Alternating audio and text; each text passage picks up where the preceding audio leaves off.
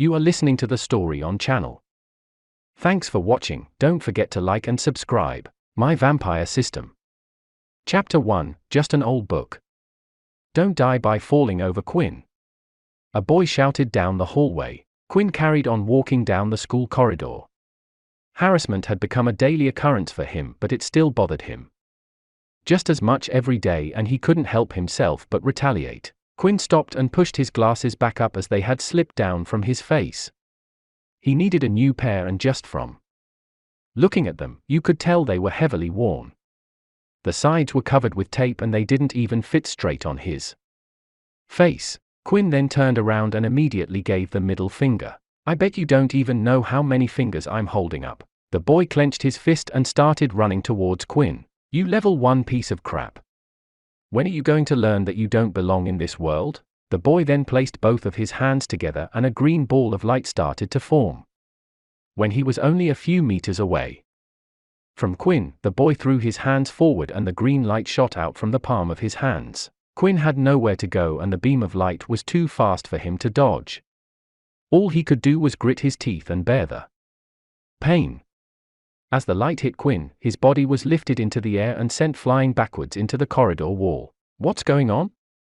One of the students nearby said. Are they fighting on the last day of school? A crowd had immediately formed outside as people were interested in what the commotion was about. One of the female students ran over to the damaged part of the wall to check on the student's safety. The dust started to settle and Quinn's slightly curly black hair was coming into view.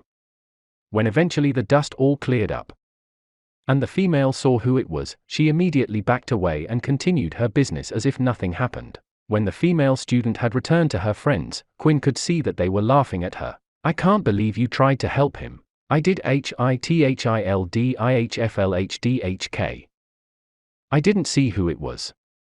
The girl retorted with flushed cheeks. After that, Quinn stood up and picked his glasses up off the floor. Once again one of the sides had fallen off. Damn it. Not again. It was the last day of school for Quinn and he was hoping just once someone wouldn't try anything with him. Quinn was sick and tired of it, and he wasn't the type to ignore it either. He had seen people who had chosen to keep their head down and tolerate the harassment, and their treatment was far worse than what he got. Quinn didn't bother to stay at school like the rest of the students. As he walked past, he saw people talking to each other. Some were laughing while some had tears, thinking it was the last time they would ever see each other again, but Quinn wasn't a part of any of that and he didn't want to be. When he finally arrived home, Quinn immediately got to work. Quinn lived in a single-bedroom apartment that had just enough space to fit a single bed and desk. There was also a TV that was part of the wall, but Quinn would only use it as background noise and didn't actually watch anything. The apartment was provided to him by the government since he had no living relatives and was still only 16. On top of his bed was a single suitcase that had all his belongings neatly packed. When Quinn entered his room, he immediately pulled his drawer open, which contained a book inside. It was a large, thick book that weighed about half a kilo. The front of the book was black in color and in the center, it had a ring with lines going off in all different directions. Let's try again today, Quinn said as he placed the book on the desk. He then immediately went to his bag to pull out a little test tube which had a clear liquid inside. Test 112, hydrochloric acid. Let's see how it goes. Quinn then started to slowly pour the liquid out of the test tube and onto the book. So far no reaction. Quinn then continued to pour the whole test tube onto the book, but still there was no reaction. Quinn carefully examined the book to see if there was any damage done, but the book looked the same as always. Another failure. Why won't you open? Why did Mum and Dad even have this thing? 112 times. This was the number of different ways that Quinn had tried to open the book. Not only would the book not open, but it seemed like it wasn't able to be damaged either. Quinn had tried burning the book, cutting the book, melting the book, but nothing had worked. Quinn then went to lie on his bed and turned on the TV for some background noise.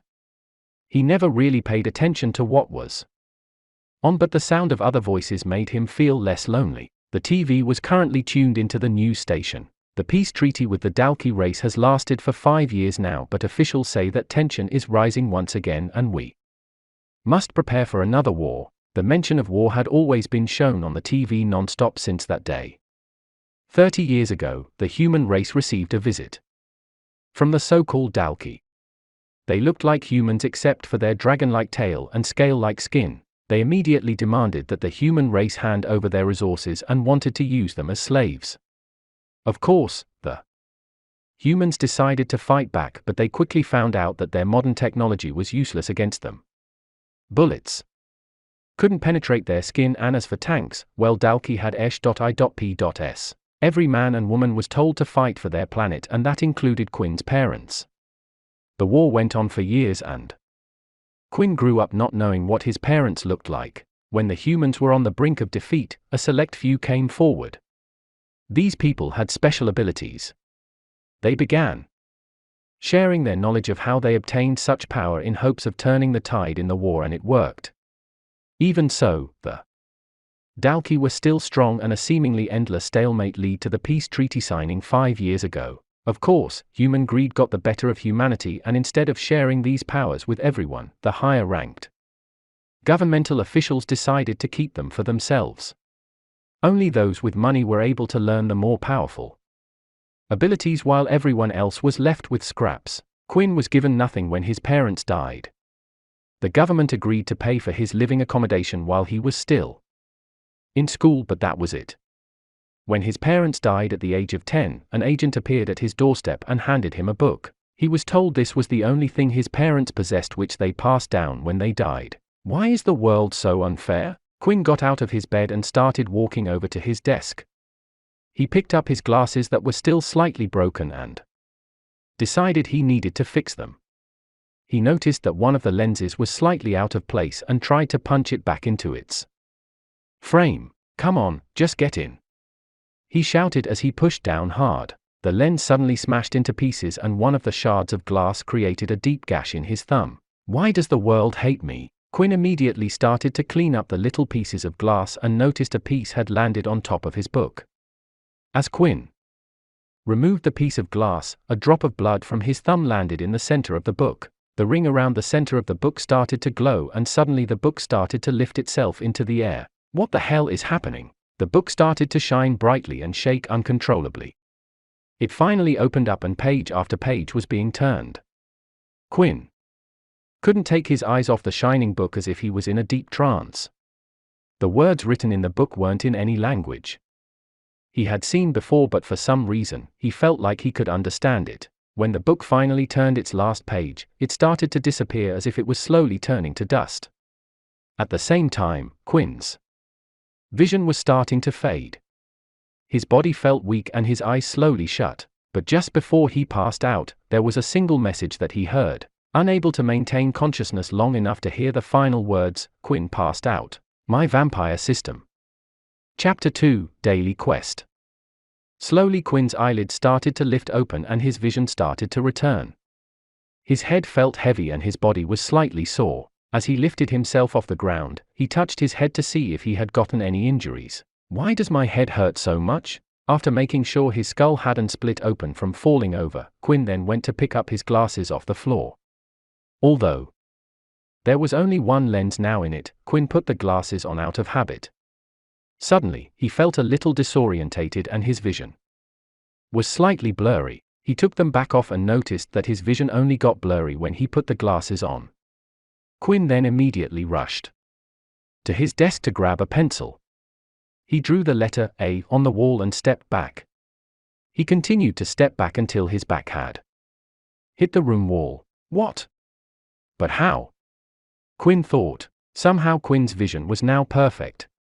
He had lived his whole life with terrible eyesight, but suddenly he could see clearly. Images then started to flash in his head of what had happened before he passed out, and he could think of only one thing: the book. When Quinn looked around the room, he started to panic. The book?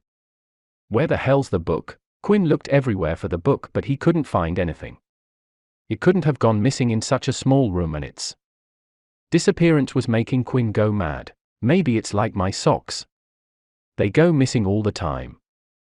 Don't be stupid, this is a book we're talking about, not a sock. Quinn then tried to think hard about what had happened just before he had passed out. He suddenly started to remember the book being lifted into the air. Then just before his eyes closed, he heard a few words. What was it? It sounded like some type of system message. Then as soon as Quinn had said those words, a status screen had appeared right in front of his eyes.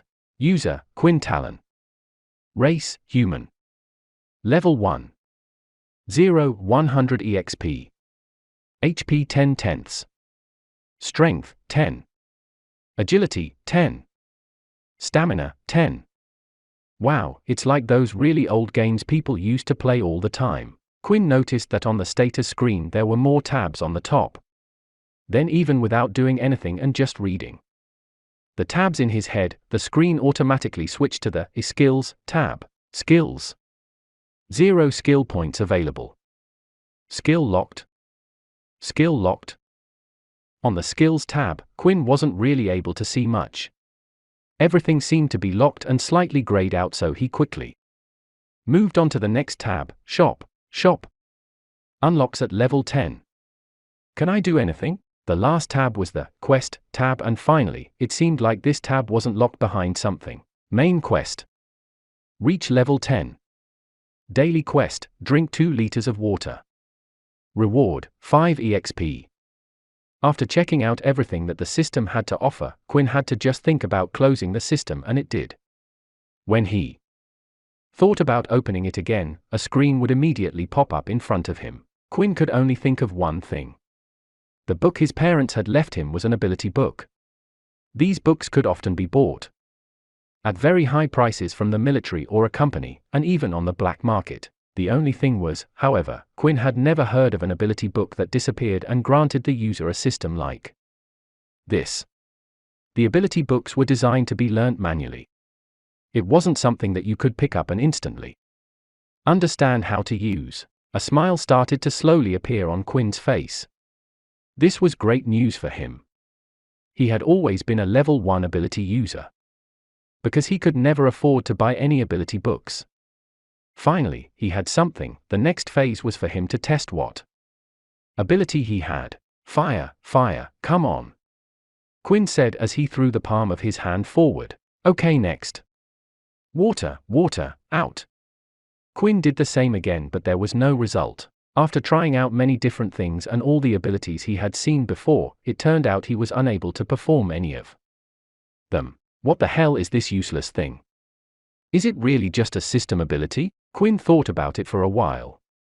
If it truly was like a game, then perhaps by completing the quests, he would eventually get stronger and unlock more skills. He was treating it like an ordinary ability book, and clearly what he had obtained wasn't ordinary. Usually, ability books were based around one ability.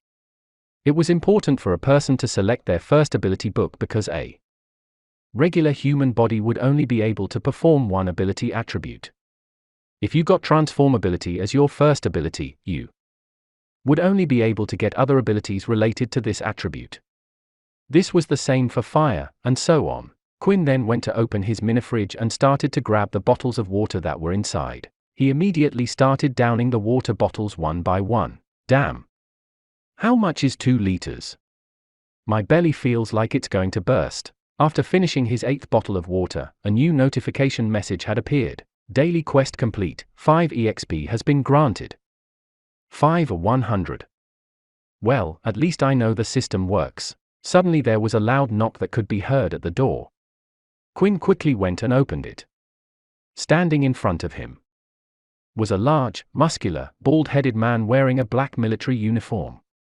There were several medals on it and his name written just above his chest. Sergeant Griff. Boy, it is time for you to vacate your room immediately. The vehicle has been waiting outside for 5 minutes already. With everything that had happened, Quinn had forgotten about what was to happen today. It's time for you to head to military school, Griff said. My vampire system. Chapter 3, Military School.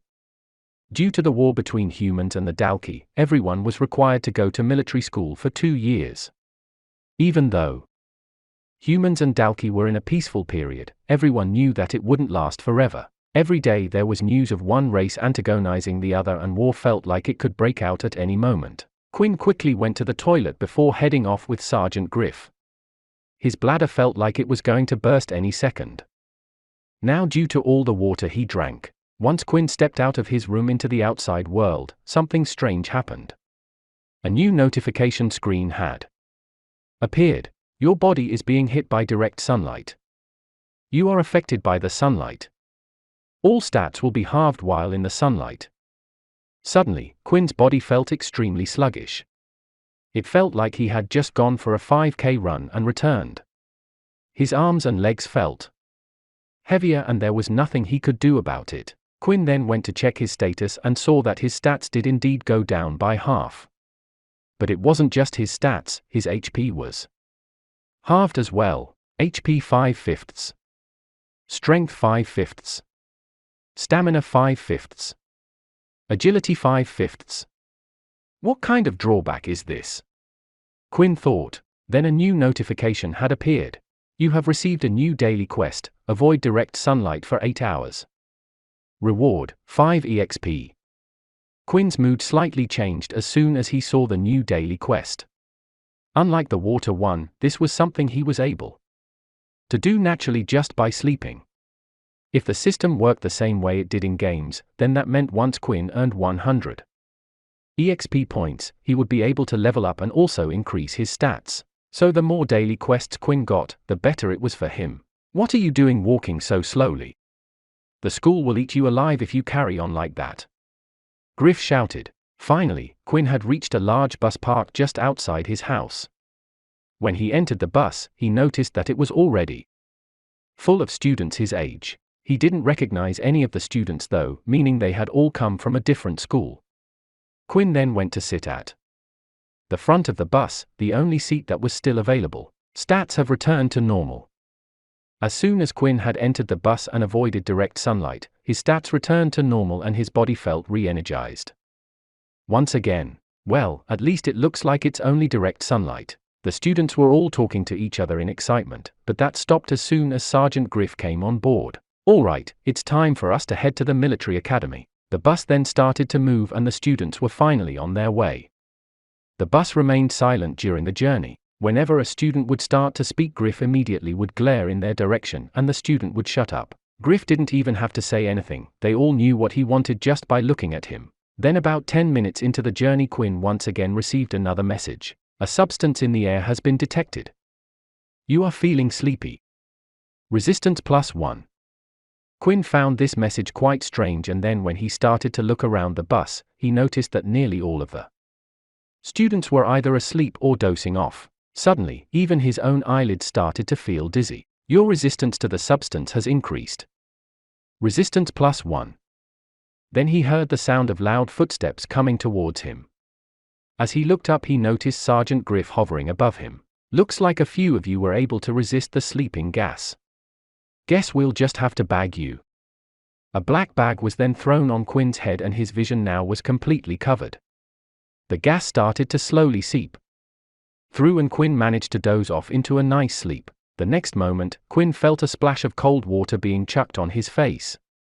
He was jolted awake, and all he could see was the green gas. He and several other students started to lift their heads to look around them. There were currently a total of 200 students stood out on a plain open field, but when they looked around they were in a completely foreign place. This is where you will spend the next 2 years of your life. The students were amazed at what they were seeing. They were currently in a city like they had never seen before. Everyone was dressed up in a military uniform and there was technology and feats of engineering around them that was too advanced for their time. Giant robots moving crates and building machines, flying Shirai.P.S, and levitating trains. It was a technology that hadn't been given to the outside world yet and was kept for the military only. After the first war with the Dalki race, the humans had managed to make leaps in all sorts of technological fields. This was because they had managed to salvage equipment from the Dalki after the war, but of course, the military decided to keep most of it for themselves. When Quinn finally stopped being amazed at his surroundings, he noticed that there was something placed around his wrist. It looked similar to a digital watch, but there was nothing displayed on the screen. That there on your wrist is your lifeline. It will identify you as a student at this military base. It will allow you to access certain areas, pay for food and all sorts of things. That isn't the only thing that it will do though. When not in use, the wristwatch will display a single number. Your power level. As soon as Quinn heard those words, he gritted his teeth and clenched his fist. He thought his life might change, coming to military school, but it seemed like it was going to be the same even here. With that, we will immediately begin the level test for you all. Good luck. Griff said with a smile on his face. My vampire system. Chapter 4, Ability Level.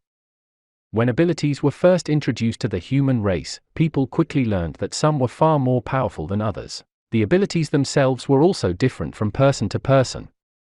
They were dependent on how many mutant cells could be activated within the body. With this came the introduction of the power level system. There were a total of 8 different power levels. These levels indicated how many mutant cells were in the body but not how strong the ability was. They could then be further divided into subcategories. 1.1, 1.2, all the way to 1.9. Although these levels were just a system designed by the military to put everyone in a specified category, there were 2 ways for people to obtain abilities. When the war started with the Dalki race, people started to share their powers with the outside world.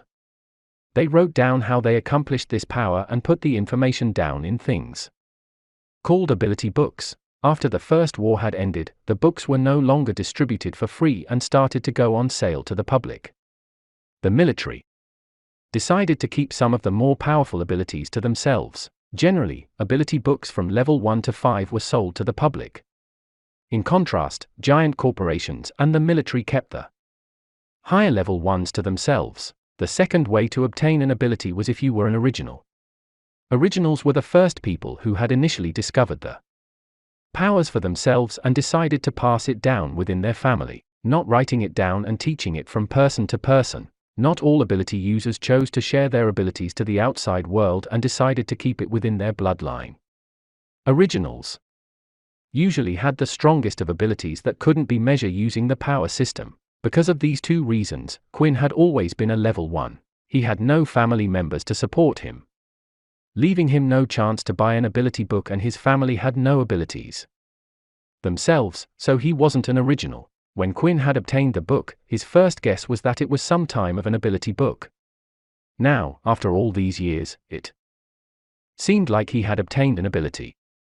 But he had never heard of an ability book like this before, and he didn't have a clue what power level it had mutated his cells to. Usually, on the front, there would be a technique that helped you master your ability up to a certain power level.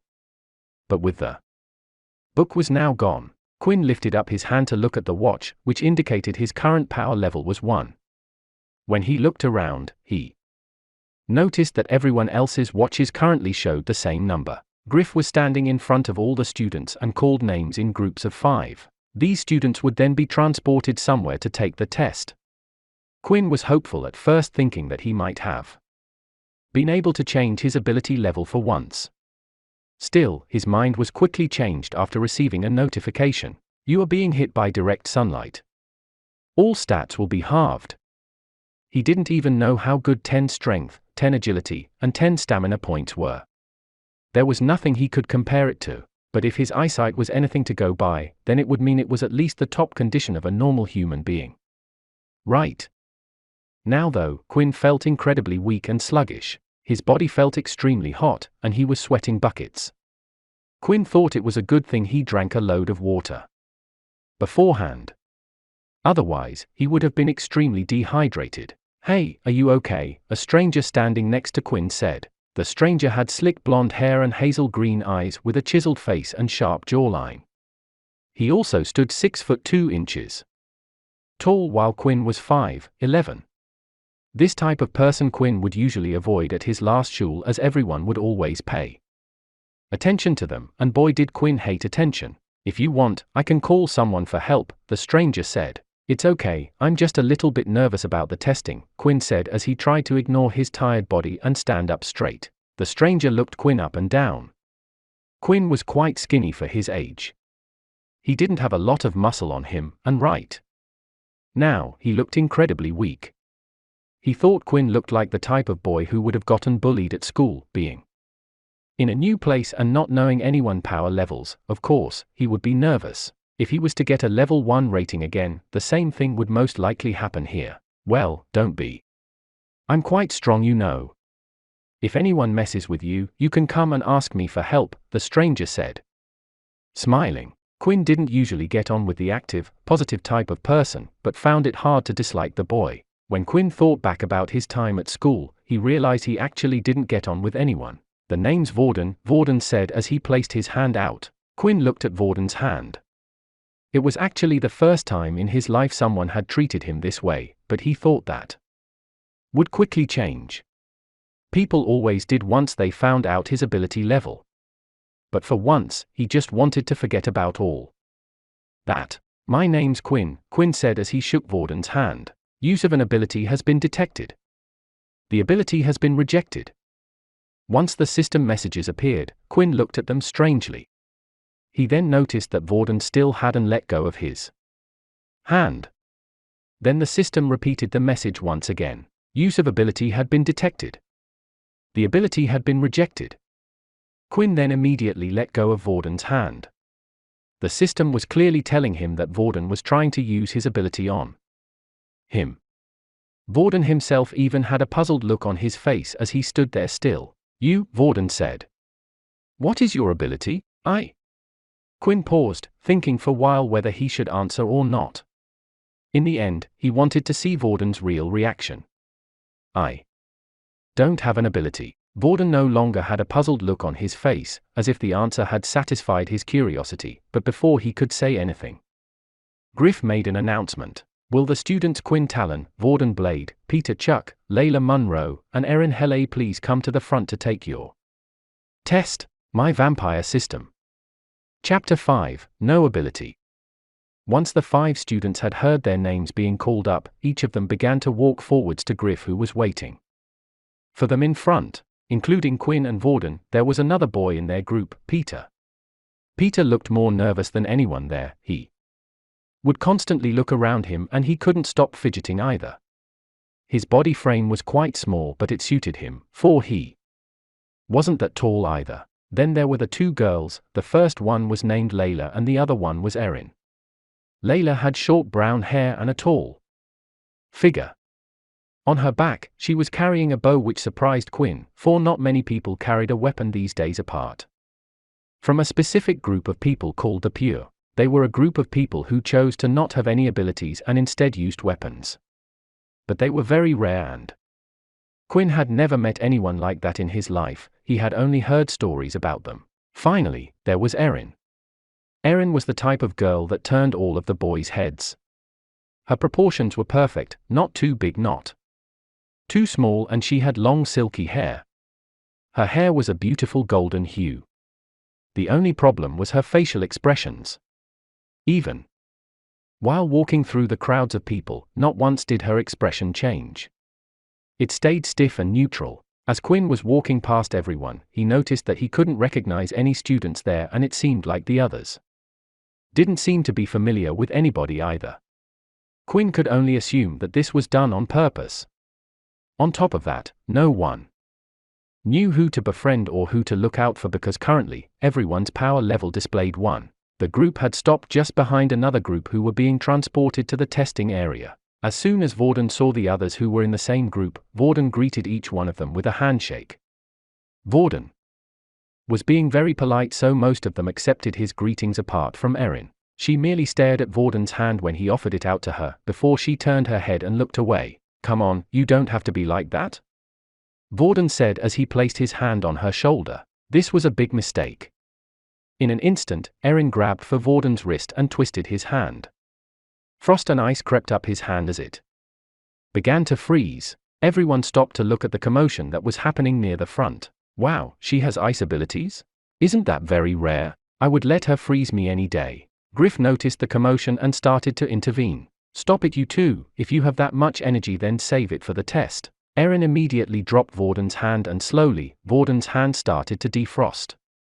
Vorden then went back in line to stand next to Quinn. Can you believe her? Vorden complained, I nearly lost my hand. You can't just go around touching people without their permission, Quinn replied. Yeah, I know, she's lucky I didn't wipe the floor with her just cause she's a pretty girl. Many people who were near the front had heard Vorden's word and had already decided to make him an enemy. A thought formed in their heads: if they could somehow humiliate Vorden, then maybe Erin would look their way. Looking at the people around them, Quinn could tell what the others were thinking. Quinn then stepped one step away from Vorden, hoping that others wouldn't think the two were friends. At last, Quinn and the others were called forward and were told to stand inside a box. It wasn't really a box per se, but they were white lines that had been drawn on the ground. The space inside of it was just big enough to fit the 5 of them in. One would notice that outside of the box, there was a hooded man. They were standing nearby. Send them away, Griff said. As soon as Griff gave the command, the hooded man planted both of his hands on the ground and the box started to light up, shining a bright purple color. Transportation magic, huh? What a rare ability, Vorden said right before the whole group suddenly vanished into thin air. The very next second, they were teleported to another outdoor area which resembled an empty wasteland. There was no sign of life, no trees, nothing at all. Standing in front of the group was a woman dressed in a black military uniform, and by her side was another hooded man. There was not another person in sight. The woman held a tablet in her hand and it looked like she was currently busy inputting some information. Once she had finished, she looked up at the group and began to speak. Hello to the 5 of you, I am Jane and I will be the one in charge of your test today. Once the test has been completed, I will be updating your information and your score will then be reflected on your wristwatches. Jane then started to look at the tablet. Now who should we call first? Oh, it looks like we have a couple of previous level 1s. Jane said as she checked the information. The information had been passed on from their previous schools. Peter, would you please step forward? The nervous, small Peter then stepped forward and he looked even worse than before. Quinn thought he looked bad, but he looked to be in perfect condition if you were to compare the two. At least Quinn was able to stand up, whereas Peter looked like he would fall over any second now. Would you please tell me what your ability is, Peter? Jane asked. I don't have any ability, Peter said quietly. Suddenly, Quinn and the others understood why Peter was so nervous. Having no ability wasn't rare. Because of the war, many children had become orphans like Quinn and Peter. This meant there was no chance for them to buy an ability book, but because Peter had no ability, he was afraid of the treatment he would get from the others. Don't be afraid, Peter.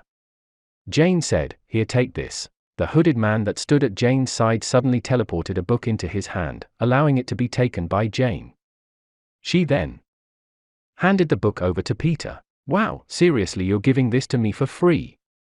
Peter said in excitement. Thank you. Please study the book in your own free time.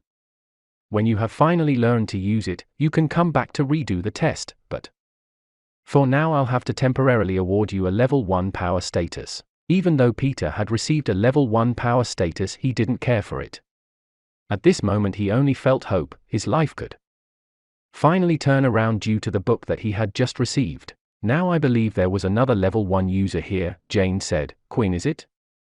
Would you please step forward? Quinn did as he was told and stepped forward. Now Quinn, what ability do you have?